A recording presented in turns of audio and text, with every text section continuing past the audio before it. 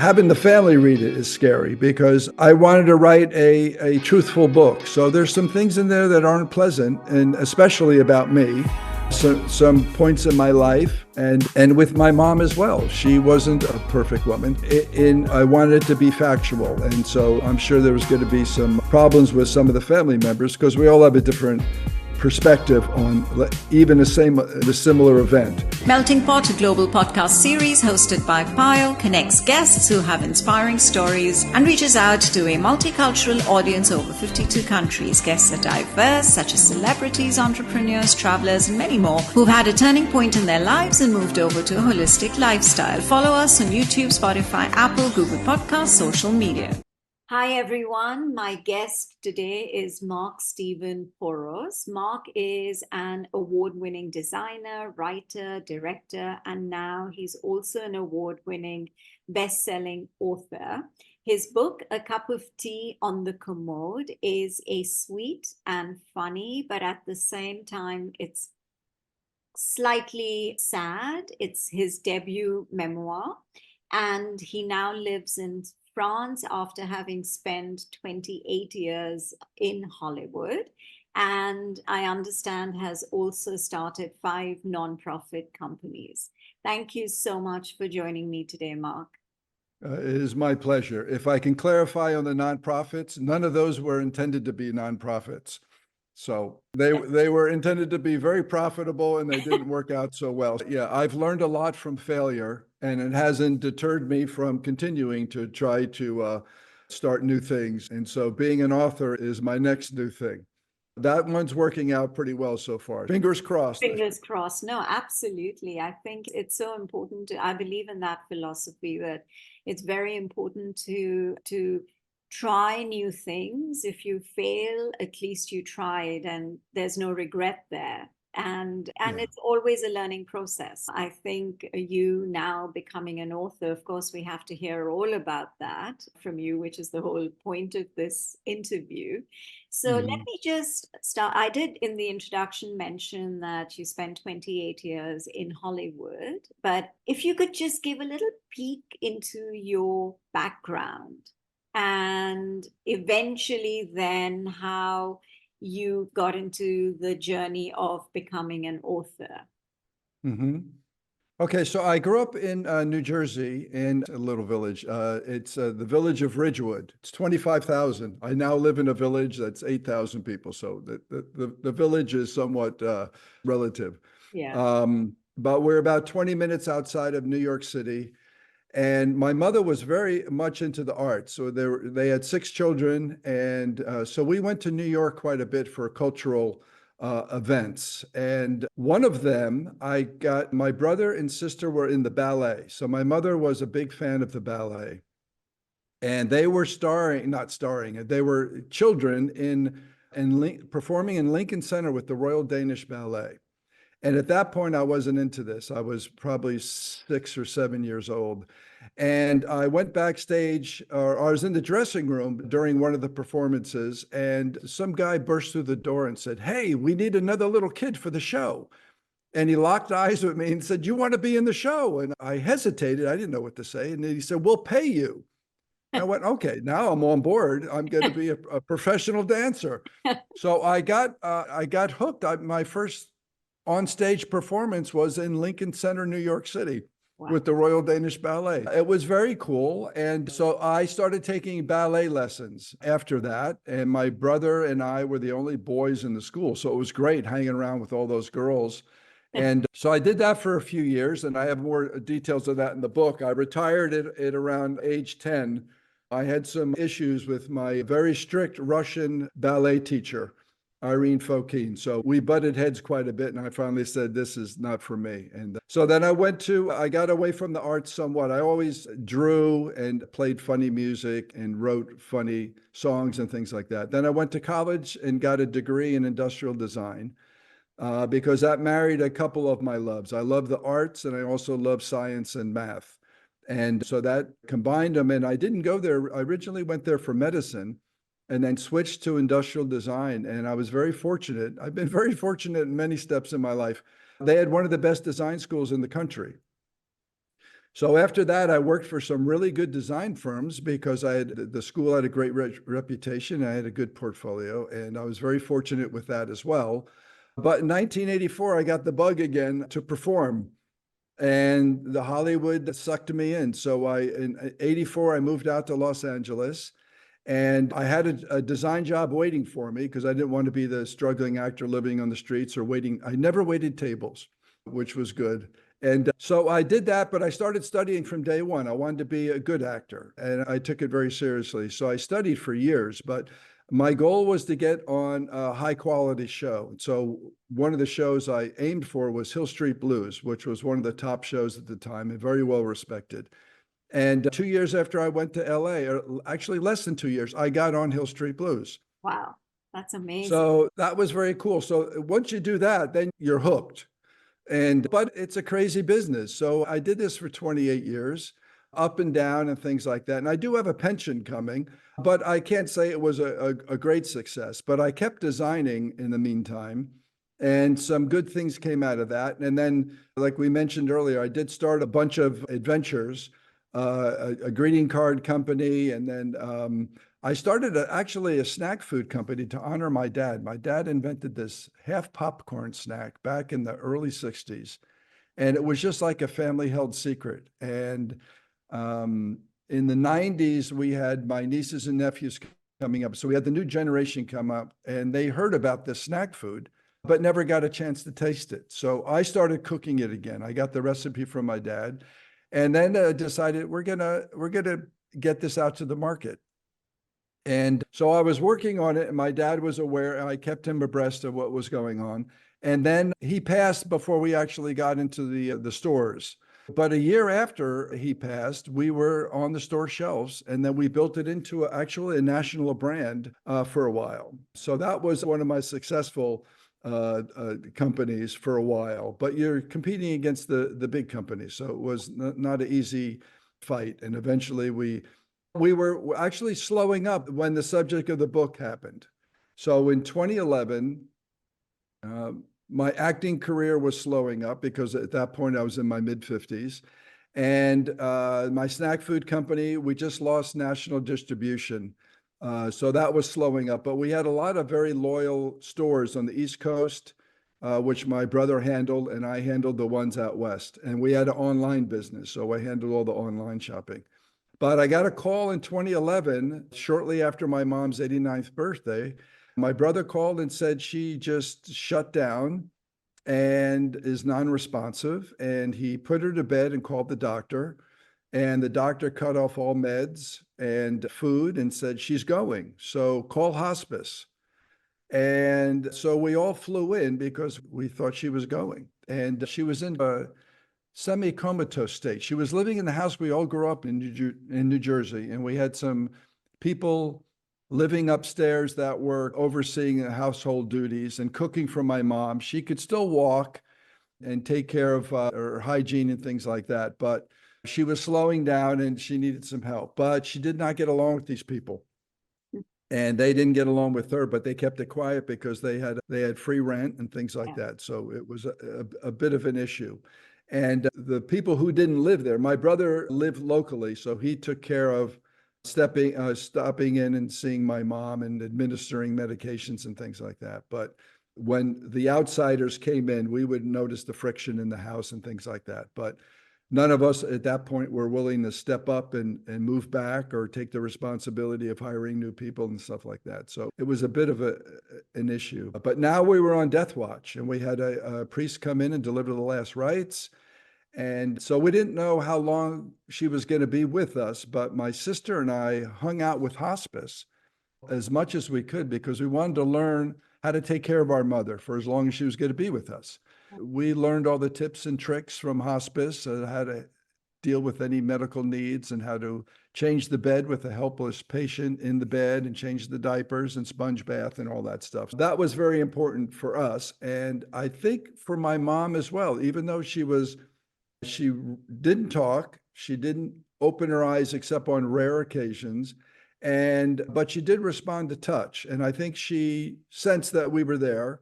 And love was back in the house that seemed to be missing for a while. I have a chapter in the book where I say it was a silent scream for help, where our house, as I started noticing the environment, was not the loving, welcoming place that we all grew up in. I could see where she was a little depressed with this, or I guess greatly depressed with this, Yeah. and just wanted to leave this, or said, this is going to be my life. I'm not happy here. Okay, two questions here. One is, when did you get the idea of actually writing the book? And I'm also very curious to know, what is the significance of the title of your book? Because it says the title of the book is A Cup of Tea on the Commode, which Right. is quite an intriguing title. I'll start with the title. So, A Cup of Tea in the Commode. My mom's favorite beverage was hot tea, skim milk, no sugar. And actually, she was a coffee drinker before that. So she had 4 children. When she was pregnant with me, she lost her taste for coffee and switched to tea. So I'm responsible for the hit in the coffee market. So I felt very guilty about that. And I'm doing my best to drink up enough coffee to make up for the losses. But tea was her favorite thing. When this episode happened with my mom, she could no longer walk, and getting her to and from the bathroom was a chore, and also could be dangerous. So we set up a commode bedside, and sometimes Mother Nature took a little longer than was comfortable for either one of us. One day I asked her if she'd like a cup of tea while we waited for nature to take its course, and she said yes. And so it became a hit. So A Cup of Tea on the Commode, it was our morning ritual. So I was a multitasker, but also she was multitasking as well. So Yeah. that was that. Yeah. So I wrote, when I was in Hollywood, I started writing. I guess growing up, I wrote funny greeting cards, and I wrote funny stories and characters, but never thought of myself as a writer. When I got to Hollywood, it was a casting director who had an audition class, and auditions are the game changer. So you've got to be really sharp. So taking those classes were really important. And this guy in the course said, at the end of the course, you will be writing a scene, casting it, and having people perform your work, but you'll be writing. And I thought, oh my gosh, I'm in Hollywood. This is big time. And I was scared to death. But I did it. And I cast these 2 actors, and they performed the scene, and they were fabulous. And I said, oh, this is great. So I got hooked on the writing. So I started writing, and I did stand up. So I wrote jokes, but I started writing screenplays, and mainly that, though. I never thought about writing a book, but I always liked to record family history and family events.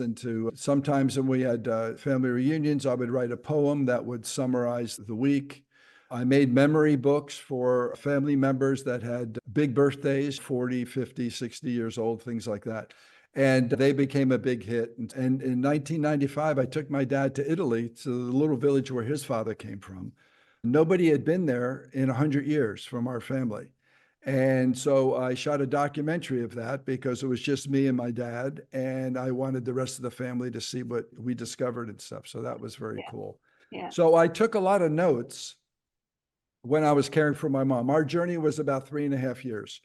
And so I took notes. I didn't know what I was going to do with those. And I took photographs, a lot of photos and a lot of videos, because I didn't want family members to miss out, because there were some conversations we had that were just precious. But while I was doing this, I had other friends who were going through similar situation with their folks.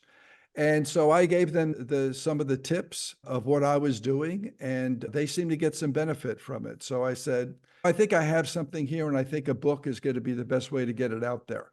And I needed some separation. So I couldn't, my mom passed in 2014, and I'm a real emotional guy, and it was too close to home. So I kept the notes, and I kept thinking about it, and maybe jotting down some more discoveries or something. And it wasn't until I moved to France that I decided, yes, it's going to be a book, and it was going to be a memoir. And a memoir was a genre I wasn't familiar with as far as writing. Reading, I'm sure, but so I started studying a memoir. And when I felt comfortable with that, then I started writing the book. And actually, my first editor was my memoir teacher. And so she gave me some great notes. And then I went through many drafts. But I finally found a publisher who really it resonated with. They said, this is not only a good story, it's well written, we like your voice, but it's also a timely and I say timeless story because we're all dealing with this, Yeah. or we're going to be dealing with it, or we have dealt with it in the past, and it's always nice to see how other people dealt with it. That's where the book came from. It was important for me to get it out in some way, but to find a publisher was, I think, my first goal. So I was very fortunate to find a publisher, and they've been great. And they assigned editors to work with me, and they were great. And so it worked out pretty well so far. That's good. Were you able to bring in your mother's perspectives also into the book? What I tried to originally do was, Yeah. it was my mom's story, and I tried to hide as much as I could from the book. So it was basically a point of view from my mother, or me observing my mother, but without really giving too much information about the author. The problem with that was, and that came from my memoir teacher, said, we need to know who's telling the story. So we have a reliable narrator, they call it. So we need to trust that you're telling us an accurate story. So we need to know more about you. So I had to put more of me in it. And I guess that's okay, because what I did is I had the story chronologically, but then I wanted to add flashbacks from our life together, me and my mom, and actually other family members too, that helped, I guess, give some reason for why I was reacting the way I was in the present. And so lessons that I learned from both of my parents and from my siblings and stuff were all important, and in school and things like that. There were, so almost every chapter has some story that leads up to why this happened and gives it the justification for that. The structure was the most difficult thing for me to figure out. But once we started getting that, it started to Then fall it into just place. started to flow. Yeah, yeah. So just a little bit about, because you said you spent 3.5 years as a caregiver. What were some of the challenges in terms of, I would say, emotional challenges in terms of your mental health? Because it was just you and your mother, right? So there was that Yeah. responsibility for you to make sure that her needs were taken care of. But at the same time, it's to be in that space can be quite emotionally troubling. So how Yeah. did you balance yourself at the same time ensure that your mother was being taken care of and all her needs were being fulfilled, whether they were her physical needs or emotional or whatever? Right. So Yeah. how did you cope with that role? Okay, so we'll start with, so in September of 2011, I asked my mom if she wanted me to come back full time Yeah. and take care of her. And she said yes. And I said, do you understand that I will keep you healthy and safe to the best of my ability? And she nodded. And I said, that means I'm in charge and you must now obey me. And her mood completely changed. And she locked eyes with me and then puckered up for a kiss. I call her a kissing bandit. So she puckers up for a kiss, and I wasn't sure if that was a sign of surrender or one wishing me luck. So I gave her a kiss and hoped for the best, because she could be a stubborn, grumpy thing at that point. Once I made the decision was easy. Working out the logistics was a little more difficult. But once I dive into something, as I did with all my adventures, it was 100%. So I studied to prepare myself for it. Again, those lessons that I learned from hospice were very important. I had a really good relationship with both of my folks. I was a very curious kid. I was the fifth kid. And maybe it was the acting or definitely the design also, because you have to really understand your client or your patient. So empathy was a huge thing. And once you open up to that, and the permission was a big thing, but also open your heart and your mind to what do they need? How can I make them happy? And one of my goals in the beginning was to make her laugh once a day.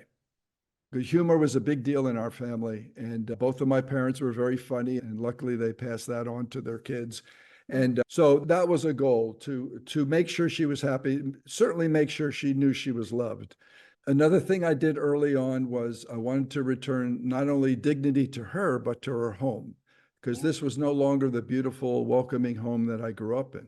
The first thing I did is I bought her a new wardrobe because she had these old lady clothes that were drab, and my mother was beautiful and she didn't look beautiful in these clothes, and I don't think she looked happy in them. So I bought her a new wardrobe. If you want to cheer up any woman, a new wardrobe is certainly helps. But I also discovered a marketing glitch that there's not a lot of nice clothing for seniors, I guess men and women. But I went out to the stores looking for clothes for my mom and found nothing. So I went online and took off senior and said, give me some nice, comfortable day dresses and night dresses. And I found some stuff that may not be age appropriate, but she looked great in them and she loved it. And the colors were good. They made her brighter and stuff like that. And then I created a thing. My mom worked full time and she had 6 kids. But once a week, she treated herself to a trip to the beauty salon where she got a shampoo and set. And she had beautiful natural nails. She was a nail model back in her late teens and early 20s and had beautiful nails. So she had her nails done. And when I was a kid, I used to practice doing her nails. And so I was ready for this. I grew up with 3 sisters, so I knew that the hair was important, the nails were important, and things like that. So I created a thing called Day of Beauty. And once a week, normally I give her a sponge bath in the morning and at night and dealt with any medical needs. But on Day of Beauty, while she was on the commode, I would soak her feet in Epsom salts. I would shampoo her hair and rinse, and then give her a full body massage. And again, if there was any medical needs, because she had some bed sores early on. And then she picked out her new wardrobe, and then I blow dried her hair and put it in a ponytail or sometimes in a braid, and polished her, did the nails, and also gave her a nice red lipstick to match the bright red nails. And the first time I did this, I just did this as a kid wanting his mother to feel special. I didn't think that much of it. But so I put her in a wheelchair to wheel her in for breakfast in the kitchen. And as we're passing by the dining room, we have a big round mirror in the dining room. And I parked her in front of that mirror and leaned in and whispered, "Who's that pretty girl?" And her reaction was just incredible because she just beamed. Wow. And I don't know when the last time she even looked in the mirror, but the last time she looked in the mirror and felt beautiful, or just felt beautiful, period. But it killed me because it was such a profound effect. And every morning after that, I parked her in front of that mirror and asked her the same question, and she loved it. And it was infectious because everybody then saw how special she felt, and it was lovely. Once you do a couple things like that, you want to do more. So the next thing was, I'm going to renovate your entire home. And I kept her, I guess she was a decision maker with me. So I said, this is what we're doing. What do you think about these colors and blah, blah, blah. And when I finished, I would take the first thing I did was the entire basement. And I brought her down to the basement and we sat and we watched TV on the new big screen TV and the laundry, and she just loved it. And so then I did the next floor and then the next floor. And it was great because she knew that somebody was really caring for her. But for the adjustment, I guess, in the beginning, so I was, again, a carefree bachelor, had no wife, no children, never married. And so this was a big deal. And also seeing your mother naked. At this point, she was 90 years old for the first time. Seeing her naked was quite a shock. But and this is where the acting, I think, came in, because I had to assume the role of caregiver. So I had to, I think, put the emotions aside and say, this is what I'm doing. This is my job. So she's my mom and I would treat her as my mother, but she's also my patient. So I need to get over the shock and get on with it because I have a job to do. And that happened very early. And I have to thank my theatrical training for that, because I was the caregiver. What do you think society can do better to support caregivers? There are a lot of support groups. If they're a professional caregiver, and if you get the hospice people, and before I took this on full time, I had to do some work when I was back in New Jersey. So I was redesigning my brother's offices and stuff like that. So we had temporary aides, and most of them actually were lovely. There are a few you can tell early on that aren't going to work out, but it is a gift for someone who can take that on, especially when it's for strangers. When it's your own family and stuff, I wouldn't say it's thankless. It can be if, let's say, if the parent has dementia and or worse, Alzheimer's, and shows no real appreciation. I had some incidents with my mother that same thing. She had a little bit of dementia and I guess a little bit of Alzheimer's that was detected later on. But there were a couple nights where I blew up because she wasn't eating her beautifully cooked meal by the chef. And so I said, you need to show some appreciation. I said, I turned my life upside down to come here and treat you well. So you need to eat your meal to keep up your strength. And there were tough moments like that, but she came around. That moment actually killed me. I have the stories in the book, but so that one particular night she did this and I blew up and I just turned the lights off in the kitchen, left her in the dark. She wouldn't touch her food. And then I went down to the basement to do some laundry. And I came back a few minutes later. I turned on the kitchen light and her plate was empty. And she ate her entire meal in the dark. Wow. And because I think it hit home that, yes, I need to show him this appreciation. So there's moments like that just kill. And I didn't know what to do. We have this saying, this will hurt me more than will hurt you, what parents say. I don't know and what she did actually did. So I felt so guilty. I felt terrible, but she came around and maybe she needed that little scolding or discipline, but she guilt tripped me and I felt absolutely terrible. I didn't know what to say. So I just gave her a kiss and said, thank you. And that was it. And though after that, she ate her meals all the time. But I noticed I'm connected to a bunch of groups on Facebook of people caring for their parents. And there is a lot of support out there if they look for the professionals. I'm sure there's got to be support groups for them as well. Because, yeah, I would say when it's personal, you have the mental, emotional, and physical stress is 24/7.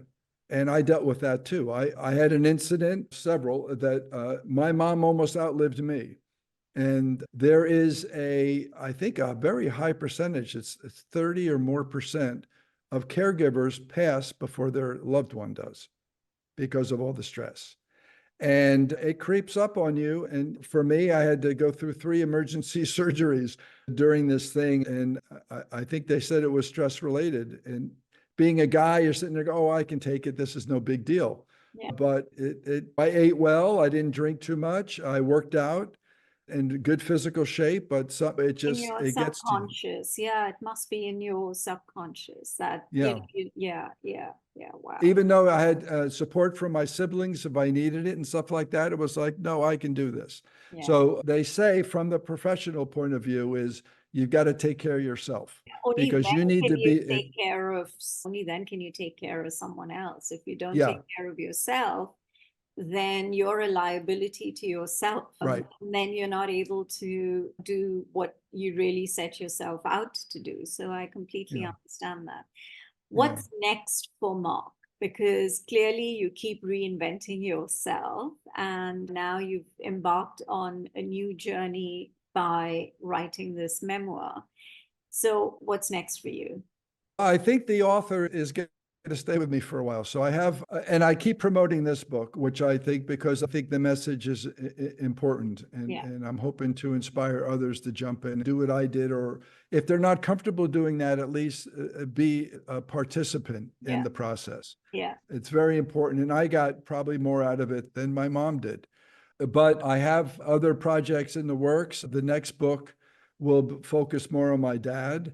And he's in this book quite a bit, but the last draft I did, I probably cut out 4,000 words, and I thought they were more appropriate for a different book. Right. And so those will go right into my dad's book. And so that's in the works, but a lot of my time is still pushing this book. So we'll see. And it's lovely because I've won 4 literary awards so far, which is pretty cool for my first book. I think the book is, I don't know if it's a unique voice, but I have a voice that people seem to like. And so I hope to continue getting that voice out there in different books. But I like the idea of being in the south of France and being an American author here. So it's fun. It worked for Hemingway, so we're going to see if it works for me. I'm sure it's going to work for you. Thank you so much, Mark. I really enjoyed this conversation with you, and good luck with your next book. For more weekly conversations, do listen to Melting Pot on Spotify, Apple, and Google Podcasts. Follow us on YouTube and on Instagram at Podcast Melting Pot. So until the next episode, this is Payal signing off.